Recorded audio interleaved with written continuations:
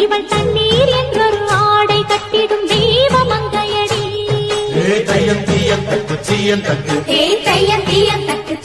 தை பிறந்தது ஏர் பிடித்தவன் கை உயர்ந்தது பொங்கலும் பொங்குதடி. பொங்க பால் நிறைந்தது பூங்கரும்பினில் தேன் வழிந்தது தங்கமே தங்கமடி.